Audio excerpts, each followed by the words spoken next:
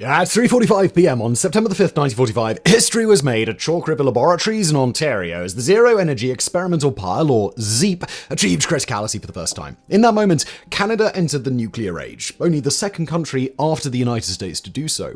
While rarely thought of as a leader in nuclear technology, Canada has long punched above its weight. During the Second World War, uranium from Canadian mines fueled the first atomic bombs, while many Canadian scientists, like Dr. Louis Slotin, were intimately involved in the Manhattan Project. After the war, Dr. Harold Johns of the University of Saskatchewan developed cobalt therapy for the treatment of cancer, making Canada a world leader in the production and use of medical isotopes. But perhaps Canada's greatest achievement in the nuclear field is the Candu, a highly innovative nuclear reactor that ranks among the safest and most economical in the world. When first introduced in the late 1960s, Candu seemed poised to revolutionize the nuclear power industry, but due to various political and economic factors, only a handful of units were ever built.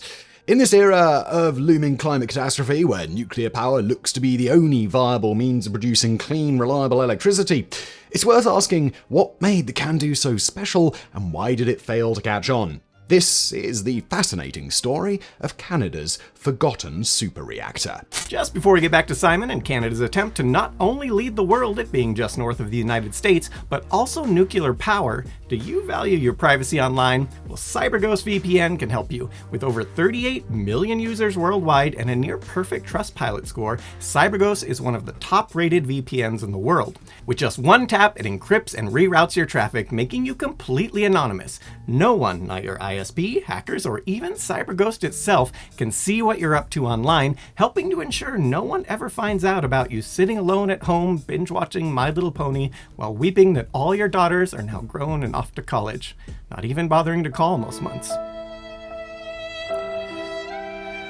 Speaking of binge-watching shows, CyberGhost lets you unblock over 40 platforms like Netflix, Amazon Prime, and more, so you can watch content from anywhere in the world. With servers in over 100 countries, no geo-restriction stands a chance.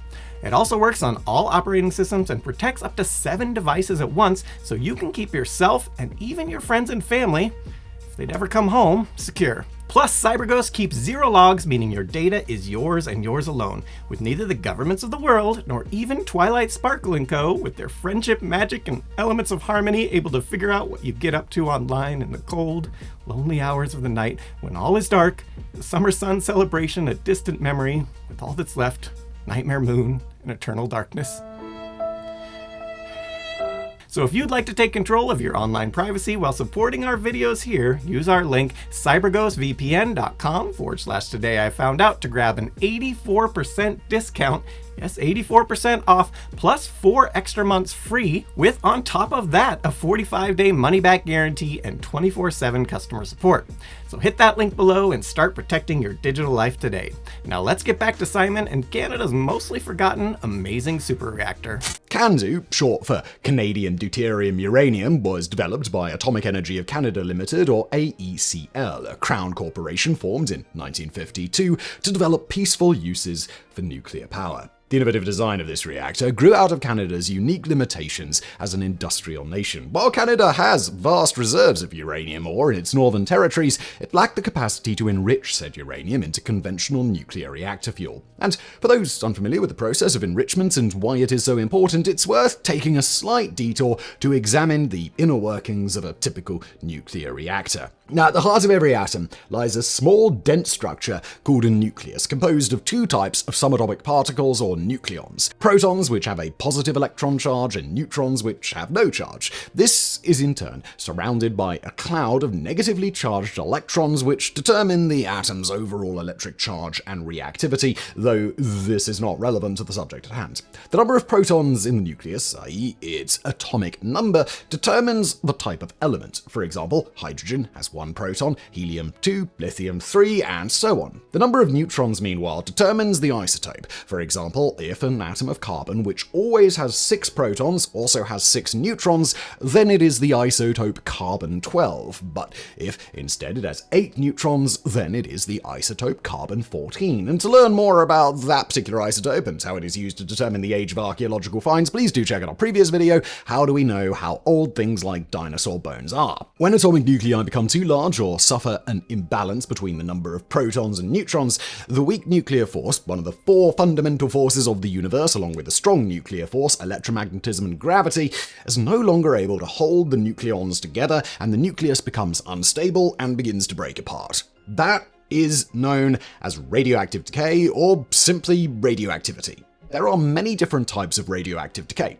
the four most common being alpha decay, beta decay, gamma decay, and spontaneous fission. In alpha decay, the nucleus emits an alpha particle composed of 2 protons and 2 neutrons. In beta decay, it emits a beta particle identical to an electron, while in gamma decay, it emits photons of high-energy, shortwave electromagnetic radiation known as gamma rays.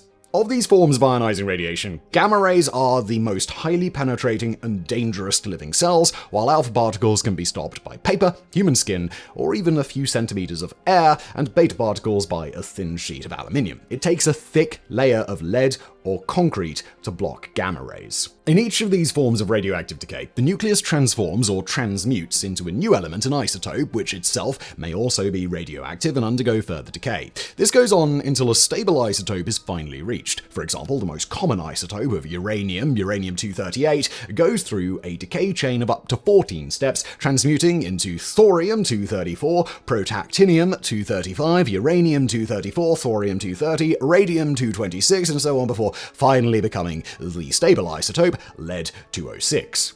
The fourth major form of radioactive decay is spontaneous fission, in which the nucleus splits or fissions, producing 2 or more similar nuclear fragments known as fission products and 1 or more free neutrons. If these neutrons are directed toward other heavy nuclei, they can strike and split them in a process known as induced fission, releasing more free neutrons which go on to fission yet more nuclei and so on in a nuclear chain reaction. Such reactions can release enormous amounts of energy. For instance, a single kilogram of uranium burned in a nuclear reactor can produce the energy equivalent of 500 tons or 5 standard rail cars of coal. However, a chain reaction can only become self-sustaining under very specific circumstances. For example, a minimum quantity of nuclear fuel configured in a particular geometry is needed to ensure that more neutrons remain in the reactor to trigger fissions than escape to the outside environment. This is known as the critical mass. Furthermore, the probability of a neutron fissioning a nucleus is highly dependent on its energy, with the highest probability or neutron cross-section for uranium being achieved by low-energy or thermal neutrons at around 0.025 electron volts. As an aside, neutron cross-section is measured in units called barns, equivalent to 100 square femtometers. This was coined by physicists working on the Manhattan Project, who quipped that to a neutron, a uranium nucleus was as big as a barn. A related unit created around the same time is the shake, equivalent to 10 nanoseconds and derived, and we're really not making this up, from the expression 2 shakes of a lamb's tail. And if you need any more proof that physicists are very, very odd people, well, you just don't. They are. Unfortunately, the free neutrons given off during atomic fission are high-energy or fast neutrons, with a relatively low probability of inducing further fissions. This is why most reactors place a material called a moderator between the fuel elements to slow the free neutrons down to the correct energy level and sustain the reaction. The earliest reactors, including the historic Chicago Pile 1, used ultra-pure carbon in the form of pyrolytic graphite as a moderator. However, this material has numerous shortcomings, namely the annoying habit of spontaneously bursting into flames. Indeed, this dangerous property played a major role in 2 of history's greatest nuclear reactor disasters, the 1957 Windscale fire in Sellafield, England, and the 1986 Chernobyl explosion in Ukraine. And to learn more about the extraordinary and somewhat insane process of building the world's first nuclear reactor, please do check out our previous video that time scientists built the world's first nuclear reactor under a Chicago football stadium. As a result, most subsequent reactors have instead used ordinary distilled water as the moderator, which conveniently doubles as a coolant for carrying heat away from the core. But water has its own downsides, particularly its ability to absorb large numbers of neutrons. The only fissile isotope found in nature, that is, the only one capable of sustaining a nuclear chain reaction, is uranium-235. However, this isotope accounts for only 0.72% of natural uranium, the rest being non-fissile uranium-238. This results in a very low rate of spontaneous fissions, meaning that if natural uranium is placed in a reactor moderated with ordinary water, that water will absorb too many neutrons to sustain a chain reaction. The conventional solution is to enrich the fuel to contain a higher proportion of uranium-235, producing a greater neutron flux that can overpower the neutron-absorbing properties of the water moderator. Most reactor fuel for light water-moderated reactors is made of low-enriched uranium, or LEU, which contains around 3 to 5% uranium-235. Unfortunately, uranium enrichment is an extraordinarily resource-intensive process requiring giant facilities full of centrifuges and other equipment, and vast amounts of electrical power, resources post-war Canada just didn't have.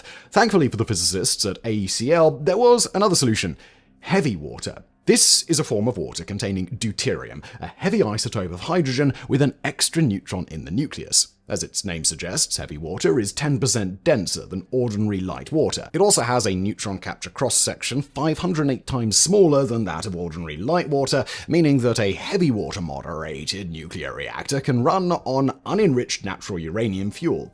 However, the scattering cross-section of heavy water is also lower than that of light water, meaning that more of it is needed to slow neutrons to the correct energy levels. Furthermore, it is very expensive, currently trading at nearly $600 a litre. This is due to the extremely resource-intensive process used to produce it, which involves using large amounts of hydroelectricity to electrolyze ordinary water. Indeed, during the Second World War, the Nazi effort to develop a nuclear bomb was focused on heavy water-moderated reactors. However, the only major source of heavy water in Europe was the Norsk hydro plant in Telemark, Norway, where it was produced as a byproduct of fertilizer synthesis. Knowing this, in 1943, British-trained Norwegian commandos conducted a series of sabotage raids, which succeeded in destroying the heavy water plant and severely crippling the nascent German nuclear program. And to learn more about this extraordinary story, please do check out our previous video, How Close Did the Nazis Actually Come to Building an Atomic Bomb? And this brings us back at last to the Canadian nuclear program, which, due to their economic and logistical advantages,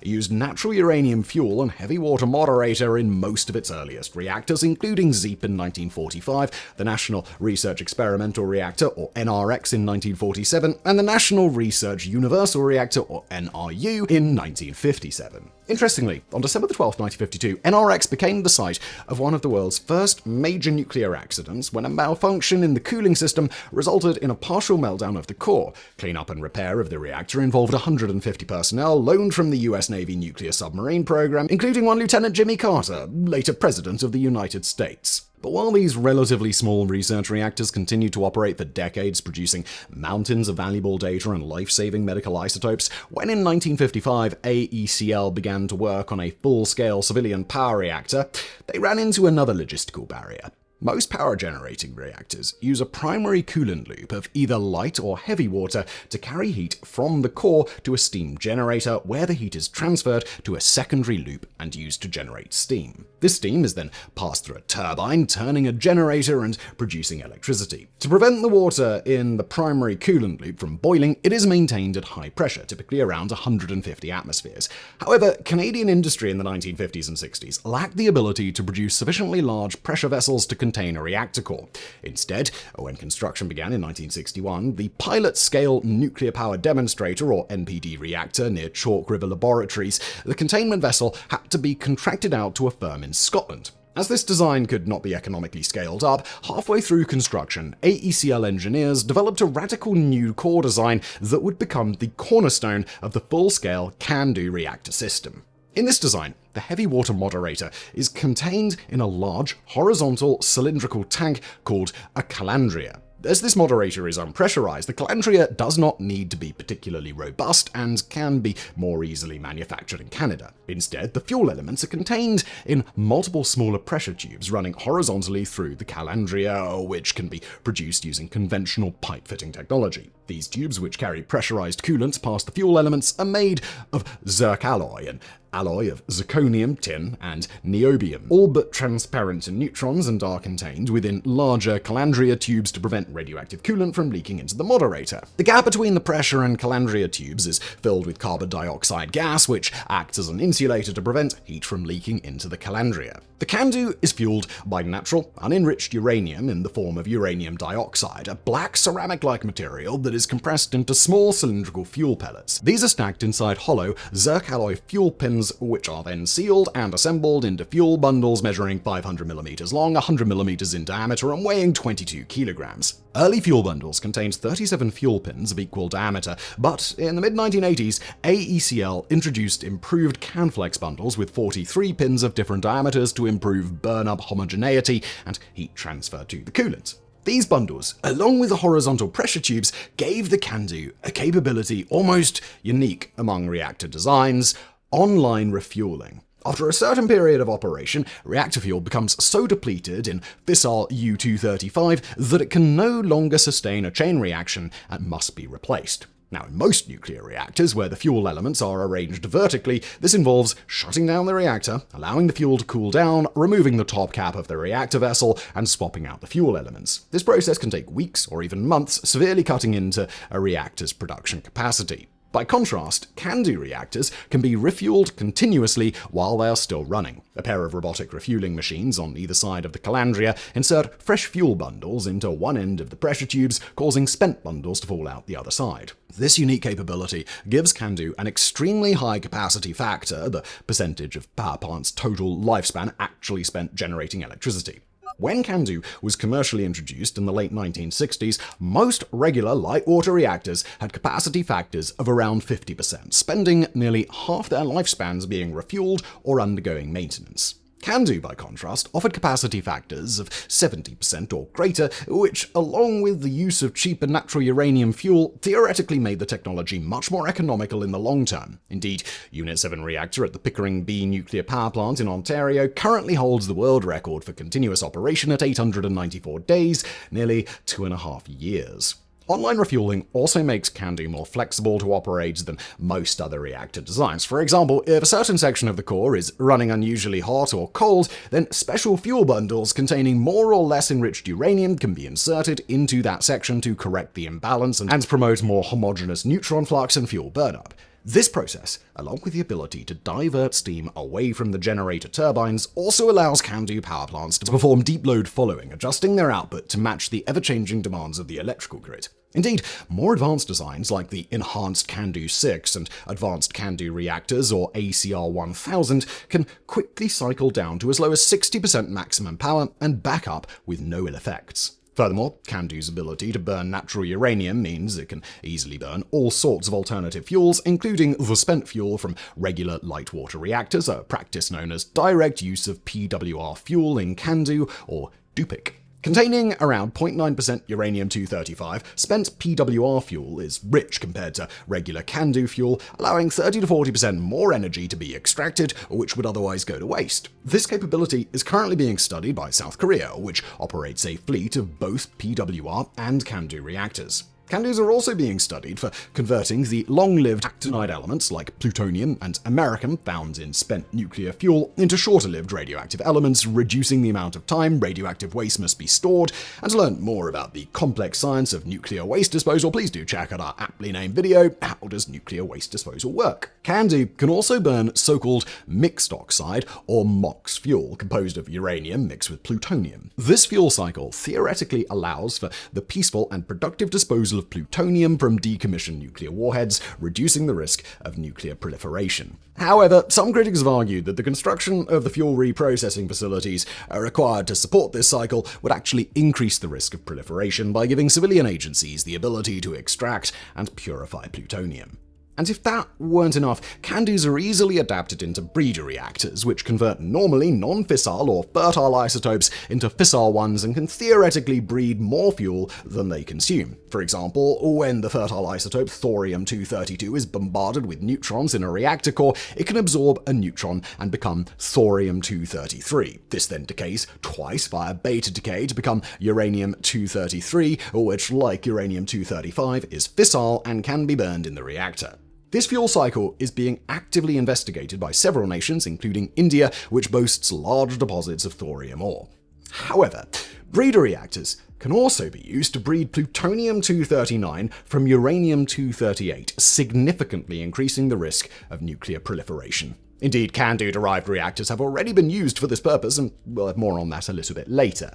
Further innovation is to be found in the Candu's control system. Most nuclear reactors' power output is adjusted by using so-called control rods made of neutron-absorbing materials like cadmium or boron, which are moved in and out of the core to control the neutron flux and the rate of the chain reaction. Candu uses a similar system, only the control rods, which move vertically in the calandria at right angles to the pressure tubes, are known as adjuster rod units, or ARUs, and are made of stainless steel. However, to allow for even finer control, the Candu core is divided into 14 zones, each fitted with multiple ion chambers and self-powered vanadium flux detectors to monitor neutron density, as well as zone control units, or ZCUs. These are vertical metal tubes which can be filled with varying levels of neutron-absorbing light water, allowing neutron flux and fuel burn-up in each zone to be adjusted with a high degree of precision.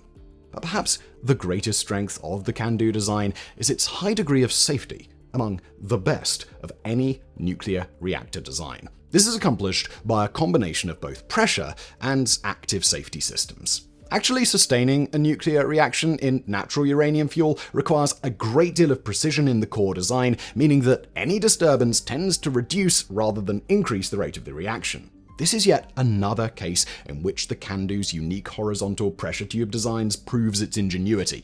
If these tubes start to overheat, they will sag under the force of gravity, throwing them out of alignment and causing the nuclear reaction to slow down. The Candu's use of heavy water as a moderator is also a major safety feature. Nuclear fission produces large numbers of smaller nuclei known as fission products, most of which are highly radioactive. The decay of these fission products generates a large amount of heat, which is why reactors must be actively cooled for a period of time, even after the chain reaction has been shut down. If a reactor suffers a loss of coolant accident, or LOCA, this decay heat can rapidly build up, potentially leading to a core meltdown. The typical response to such an event is to pump water into the core to cool it down, but in a light water reactor, this risks making the core critical again and restarting the chain reaction. However, as the Candu core is only critical in heavy water, in an emergency it can be cooled with ordinary water without fear of restarting the reaction. The Candu's unique calandria and pressure tube design also allows it to get around a common problem that plagues many other reactor designs: a positive void coefficient. The void coefficient indicates how a reactor's reactivity is affected by the formation of voids or steam bubbles in the coolant and moderator. If the coefficient is positive, this means the reactivity will increase, generating more heat and more steam and potentially triggering a runaway chain reaction. Indeed, this was one of the major factors in the 1986 Chernobyl disaster. The control rods, when lowered into the core, created voids in the coolant, causing the reactivity to spike and the coolant to flash boil, causing a steam explosion that ripped the core apart. In the Candu core, however, coolant and moderator are separated, with the former having such a small volume compared to the latter that the effect of void formation in the coolant has a relatively minor impact on the overall reactivity of the reactor. Furthermore, the large mass of moderator in the calandria acts as a giant heatsink that can easily absorb any excess heat. The core thus reacts very slowly to power excursions, giving operators ample time to get the reaction back under control. Another passive safety feature is the mounting of Candu's steam generators above the calandria. In the event of a cooling pump failure, this allows decay heat from the fuel to circulate and be carried away via natural convection, preventing the core from overheating and melting down. Each of the coolant loops feeding the steam generators is also divided in two, meaning that any loss of coolant is only going to affect 1/4 of the total core. In addition to these passive features, Candu reactors are also fitted with a number of active safety features. For example, the adjuster rod units, as well as a set of 4 cadmium mechanical control absorbers, can be rapidly lowered into the core to reduce its reactivity. There are also 2 independent shutdown systems. SDS-1 comprises 28 cadmium shutdown rods suspended over the calandria by electromagnets, such that in the event of a power failure, the rods will automatically drop into the core and shut down the reaction. As these rods are inserted into the low-pressure calandria and not the pressure tubes, the formation of high-pressure steam by a runaway reaction cannot cause them to be ejected from the core, and for more on a now largely forgotten nuclear disaster where this happens with gruesome consequences, please check out our previous video, the SL-1 accident, America's first fatal reactor mishap. Meanwhile, SDS-2 injects neutron-absorbing gadolinium nitrate into the moderator, stopping the reaction dead. The last major safety system installed at most Candu power plants is a vacuum building, a large, reinforced concrete structure connected to the reactor containment building and maintained at lower than ambient pressure.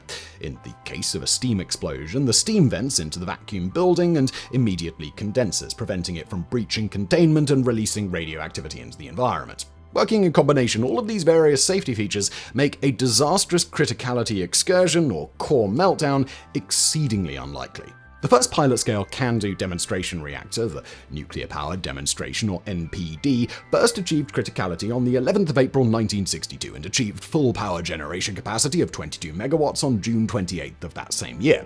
This was the first nuclear power to be generated in Canada. NTP proved the viability of the Candu design concept and remained in operation as an engineering research reactor for 25 years before being shut down and decommissioned in 1987. The first commercial-scale Candu plant was the Douglas Point Nuclear Generating Station, built on the shores of Lake Huron near Kincardine in Ontario. Douglas Point first achieved criticality on November 15, 1966, and officially entered service on September 26, 1968, with a maximum generating capacity of 206 megawatts of electricity. This was soon followed by the Pickering Nuclear Generating Station on the shores of Lake Ontario, whose first generating unit entered service on July 29, 1971. 7 more units would be added between 1971 and 1986 for a maximum capacity of 14 gigawatts. Next came the Bruce Nuclear Generating Station near Kincardine on Lake Huron, whose 8 units were commissioned between 1977 and 1987 for a total capacity of 22.6 gigawatts, followed on February 1, 1983 by the Point Lepreau Nuclear Generating Station in New Brunswick with a single 660 megawatt reactor. Meanwhile, in November 1970, the Gentilly 1 reactor in Bécancour, Quebec, first achieved criticality. This was an experimental version of the Candu intended to reduce the original design's complexity and cost and make it more attractive for international export.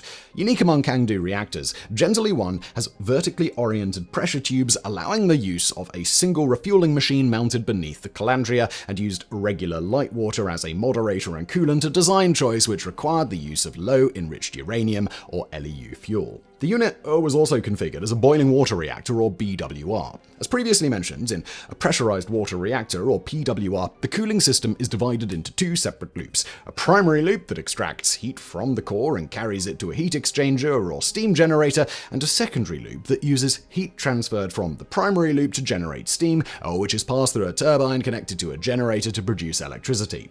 By contrast, a BWR has only a single coolant loop in which coolant is fed directly into core and turns immediately to steam, which is then fed through a turbine. While simpler and cheaper to build and operate than PWRs, BWRs come with their own set of issues. For example, radioactive contamination of the turbines by fission products from the core. Instrumentation and control of the core is also more complex, resulting in a higher rate of accidents. Indeed, BWRs were involved in both the 1979 Three Mile Island and the 2011 Fukushima nuclear accidents. Unfortunately, Gentilly 1 was plagued with technical problems and never worked as intended, logging only 180 days of normal operation over 7 years in service. The reactor was shut down in 1979, and a regular 925 megawatt Candu 6 unit installed beside it, entering service on October 1, 1983. A third unit was planned for the Gentilly site, but this was cancelled when it was decided that Quebec's future energy needs could be met using hydroelectricity. In 2012, operator Hydro-Quebec decided to shut down Gentilly 2 for economic reasons and initiated a 50-year, $1.8 billion decommissioning process. The last Candu plant to be built in Canada was the Darlington Nuclear Generating Station near Clarington, Ontario, whose 4 reactors, with a combined capacity of 11 gigawatts, were commissioned between 1992 and 1993. Together, the Darlington, Bruce, and Pickering plants generate around 58% of Ontario's electrical power. Throughout this period, AECL continued to refine the Candu design, producing a number of different versions. The original design, introduced in 1968, had a rated capacity of 500 megawatts and was designed for use in large multi-unit installations. This was followed in the early 1980s by the Candu 6, a 600 megawatt design intended for small single or double unit installations. An even larger 900 megawatt version, known as Candu 9, was later developed, though as of this recording, none have actually been constructed. In 1962, construction of an innovative Candu variant known as White Shell Reactor, or WR1, began at AECL's White Shell Laboratories in Pinawa, Manitoba. First achieving criticality on November 1st, 1965, WR1 used a special mixture of organic terphenyl oils called HB40 instead of heavy water as its primary coolant. This has numerous advantages over the conventional Candu design. Most notably, oil has a much higher boiling point and heat capacity than water, allowing the cooling system to operate at higher pressures and temperatures. This, in turn, increases the thermal efficiency of the entire system, allowing for more energy to be produced using a smaller core. Use of oil also reduced corrosion of the core components, extending the life of the reactor. But while WR1 ran for 20 years and promised to significantly improve the cost and efficiency of the Candu system, the design was never successfully commercialized and the experiment was shut down in 1985 for economic reasons. At the same time as it was building reactors across Canada, AECL was also making significant efforts to market the Candu overseas, with its first foreign sales success being in India. AECL had previously sold India the Canada-India Reactor Utility Services, or CIRRUS Research Reactor. Based on the NRX reactor at Chalk River Laboratories, CIRRUS was installed at the Barber Atomic Research Center in Mumbai in 1956. A similar reactor was later sold to Taiwan in 1969, but the country broke off nuclear relations with Canada after the latter officially recognized the People's Republic of China. In 1966, AECL negotiated a deal to build 2 reactors in India based on the first Canadian Candu installation at Douglas Point. The first of these, the Rajasthan Atomic Power Project, or RAP-1, began operation in 1972. However, on May 8, 1974, while RAP-2 was still under construction, India detonated its first atomic bomb, rather surreally nicknamed Smiling Buddha. It soon emerged that the plutonium for the bomb had been produced using the CIRRUS research reactor, violating an agreement that the reactor only be used for peaceful purposes. Absurdly, India tried to claim that it had not, in fact, violated the agreement, since Smiling Buddha was a peaceful nuclear explosion, and, sure, India, you do you. But look, AECL was unconvinced by this argument, surprise, and pulled out of the RAP project and ceased all further transfers of nuclear technology to India. Then, in 1976, Canada updated its nuclear export policy, limiting transfers of nuclear technology to nations which had signed the 1968 Non-Proliferation Treaty. As a result of the Canadian withdrawal, the completion of RAP-2 was delayed until 1981. However, India went on to copy the Candu design to produce its own indigenously manufactured version called the Indian Pressurized Heavy Water Reactor, or IPHWR.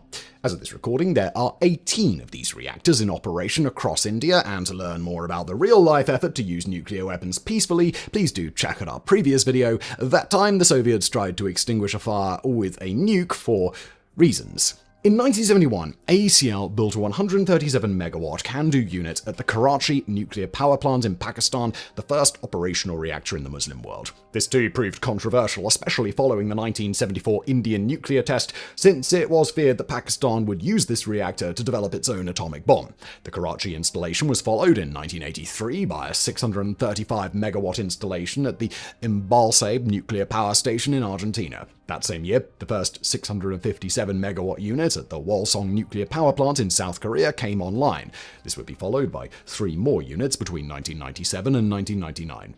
In 1996 and 2007, 2 706-megawatt units came online at the Cernavodă nuclear power plant in Romania, while between 1994 and 2003, 7 units with a total capacity of 4.1 gigawatts were installed at the Qinshan nuclear power plant in China. Many of these deals were highly controversial at the time due to AECL's questionable business practices. Being a relative newcomer to the global nuclear energy market, the Crown Corporation faced intense competition from established players like American firms Westinghouse and General Electric, forcing it to court smaller nations lacking the industrial capacity to build more conventional reactor designs, many of which were governed by authoritarian regimes. For instance, construction at the Cernavodă plant was begun under the auspices of communist dictator Nicolae Ceausescu, while the Embalse project was undertaken by the far-right regime of Isabel Perón, and after the 1976 coup d'etat, the military junta led by Lieutenant General Jorge Rafael Videla. It also later emerged that AECL had paid bribes to both the Argentine and South Korean governments,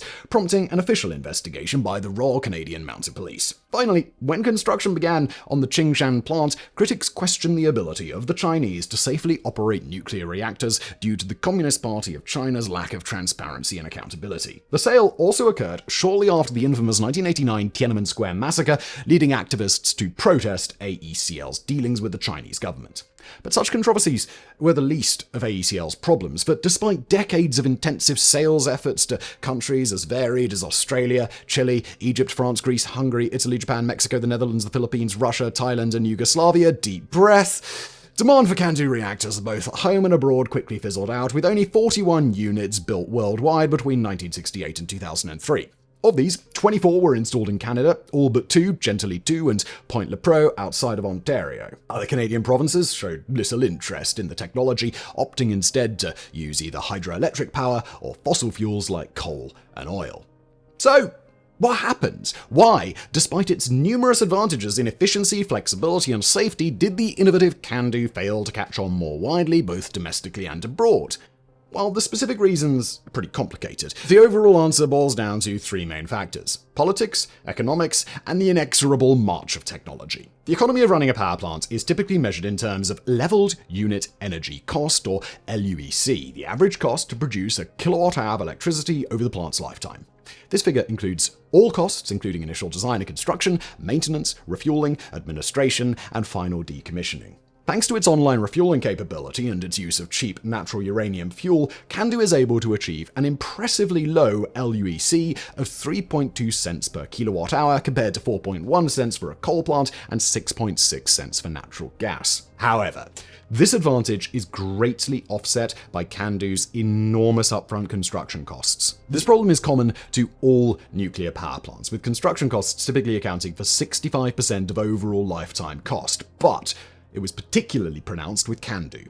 The low scattering cross-section of heavy water plus the low reactivity of natural uranium fuel means more of both are required to achieve criticality. This in turn results in a larger core, calandria, containment building, etc. compared to a conventional reactor, pushing up the initial construction costs. This is made even worse by construction delays, which have occurred on numerous occasions. For example, while plans for the Darlington Nuclear Generating Station were approved in 1973, numerous delays caused by, among other things, budget shortfalls, changes in government, the 1973 oil crisis, and the 1979 Three Mile Island accident meant that construction did not begin until 1981, and the fourth and final reactor was not commissioned until 1993. This caused the total capital cost of the plant to balloon to an eye-watering $11.9 billion, more than double the original estimated budget. While such high upfront costs are theoretically offset by Candu's long-term low operating costs, most politicians only think in terms of 4-year election cycles, making the technology unattractive to many potential buyers. Worse still, Candu becomes most economical when operated at capacity factors above 60%. As previously mentioned, when first introduced, Candu reactors offer capacity factors far superior to conventional light water reactors. However, over the following decades, dramatic improvements in reactor management have allowed LWRs to achieve capacity factors as high as 90%. Meanwhile, the increasing maintenance and demands of the aging Candu fleet, plus the relatively poor performance of refurbished units, have brought the reactor's capacity factors down to around 80 to 90%, and their LUECs up to 10 cents per kilowatt hour, all but eliminating their original economic advantages. Lower upfront costs, plus comparable capacity factors and LUEC, have thus led most clients to choose conventional LWRs over Candus. Candu reactors also have historically suffered from numerous design defects, most notably the decision to use zircaloy in the pressure tubes. This alloy is highly susceptible to a type of corrosion called hydrogen embrittlement, which can cause the tubes to crack and rupture over time. Indeed, such a rupture in the Pickering 2 reactor resulted in a major loss of cooling in 1983. Other common problems include corroded feed water pipes, defective steam generators, and poor maintenance and safety practices, which have resulted in many Candus spending increasing amounts of time offline undergoing repairs and upgrades. Others have been decommissioned as the cost of refurbishment was deemed too high. Indeed, of the 41 Candus built around the world as of this recording, 31 are still in operation, 19 of them in Canada. Finally, major nuclear accidents like 3 Mile Island in 1979 and Chernobyl in 1986 led to a major slump in the global nuclear energy market, which severely impacted Candu's already limited sales prospects.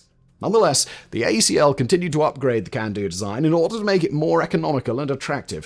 For example, the 740 megawatt enhanced Candu 6 or EC6 maintains around 95% of the original Candu 6's design features while incorporating simplified and cheaper construction techniques, advanced control systems, enhanced safety margin, and improved deep load following capabilities. An even greater departure was the 700 megawatt Advanced Candu Reactor or ACR 700, which introduced more modularized construction and abandonment of the original design's natural uranium and heavy water system in favor of low-enriched uranium fuel containing 1-2% uranium-235 and pressurized light water coolant. This design not only reduced the cost of heavy water by nearly 1/3, but also allowed for a more compact and energy-dense core and greater thermal efficiency, potentially reducing upfront construction costs by up to 40%, increasing overall power output by up to 50%, and significantly reducing nuclear waste production. Yet, despite the promise shown by ACR 700 and its 1200 megawatt follow-up ACR 1000, the design ultimately failed to find any buyers, prompting AECL to shelve the design in 2009.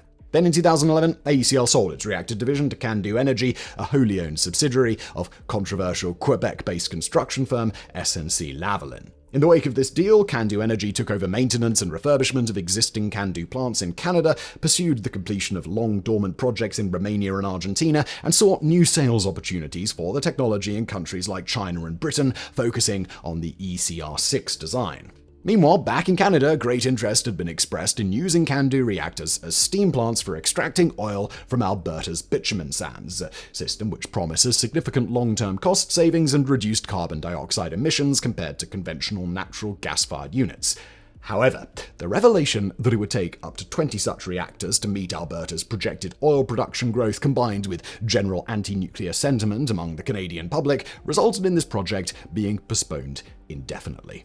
In today's climate-conscious world, where nations are increasingly turning to alternative energy sources to help curb greenhouse gas emissions, one would assume that a technology like Candu would be poised to make a comeback. After all, it has been estimated that over the past 60 years, Canadian nuclear power has prevented the release of more than 900 million tons of carbon dioxide and other pollutants into the atmosphere, saving up to 20,000 lives. However, plans for Canada's nuclear future have instead focused on a newer, even more flexible technology: small modular reactors, or SMRs. In 2017, in response to an SMR roadmap report prepared by Natural Resources Canada, Candu Energy developed a compact 300 megawatt reactor called the Candu SMR. Easily transportable by truck, rail, or even aircraft, and more easily and cheaply installed than larger units, these reactors are ideal for serving communities too small and remote to warrant conventional power plants, such as those in Canada's north. They can also be used to make up for smaller shortfalls in baseload power generation and for various non-standard applications such as bitumen sands extraction, industrial heating, and seawater desalination. Many other firms around the world are also actively developing SMRs, with the global market for this technology being projected at nearly $150 billion between 2025 and 2040. The future of nuclear power, it seems, does lie in thinking small.